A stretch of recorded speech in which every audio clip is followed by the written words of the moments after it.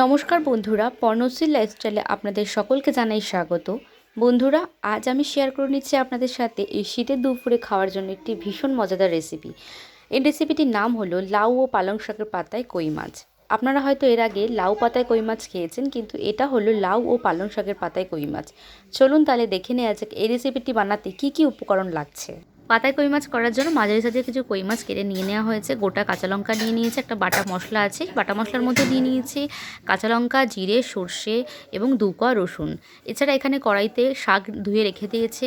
শাকটার মধ্যে পালং শাক ও লাউ শাক দুটোই রয়েছে। আর এবার বেটে রাখা মশলাটা দিয়ে দিচ্ছে প্রথমে কুচনো শাকের মধ্যে। ঠিক একইভাবে দিয়ে দেবে বেটে রাখা মশলাটা মাছের মধ্যে।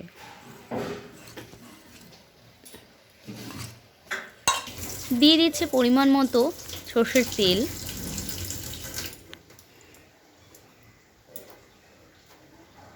তেলটা শাকেও দিতে হবে, মাছেও দিতে হবে। এবার দিয়ে দিচ্ছে 1 চামচ হলুদ গুঁড়ো। হলুদটা শাকেও দিতে হবে, মাছেও দিতে হবে, 2 জায়গাতেই কিন্তু দিতে হবে।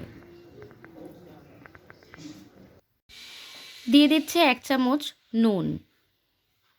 নুনটাও কিন্তু মাছেও দিতে হবে, শাকেও দিতে হবে।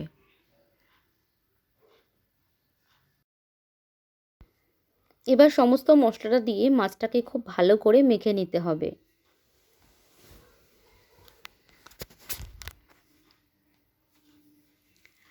ঠিক একইভাবে শাকটাকেও খুব ভালো করে মশলা দিয়ে মেখে নিতে হবে।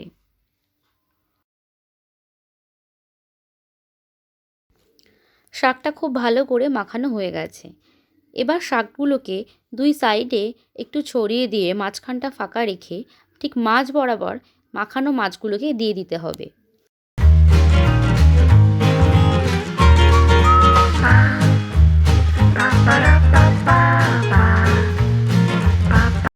সমস্ত মাছগুলো কিন্তু দেওয়া হয়ে গেছে। এবার লাউ শাক ও পালং শাকের পাতা দিয়ে খুব সুন্দর করে মাছটাকে চেপে চেপে ঢেকে দিতে হবে।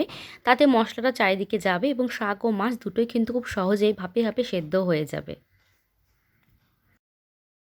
এবার এর ওপর দিয়ে গোটা কাঁচা লঙ্কাগুলোকে সুন্দর করে সাজিয়ে দিতে হবে।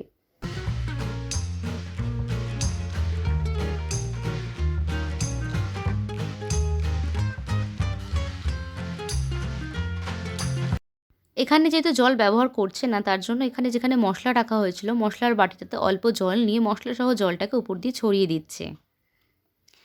আর দিয়ে দিচ্ছে উপর দিয়ে সামান্য পরিমাণ সর্ষের তেল। সমস্ত কিছু দেওয়া হয়ে যাওয়ার পর এটাকে গ্যাস ওভেনে বসিয়ে দেওয়া হয়ে গেছে। এবার এটাকে ঢাকা দিয়ে ঢেকে দেওয়া হলো। 20 মিনিট পর ঢাকাটা খোলা হবে। 20 মিনিট হয়ে গেছে, তাই ঢাকাটা খুলে নেওয়া হচ্ছে। দেখুন, পাতায় মাছ কিন্তু অনেকটাই হয়ে এসেছে। এবার এটাকে একটু নেড়ে নেব। লাউ ও পালং শাকের পাতায় কই মাছ কিন্তু সম্পূর্ণ রেডি হয়ে গেছে, আপনারা দেখতেই পাচ্ছেন। আর আজকের এই রেসিপিটা আপনাদের কেমন লাগলো কমেন্ট করে অবশ্যই জানাবেন। ভালো লাগলে লাইক শেয়ার করে দেবেন এবং আমার চ্যানেলটিকে সাবস্ক্রাইব করতে একদম ভুলবেন না।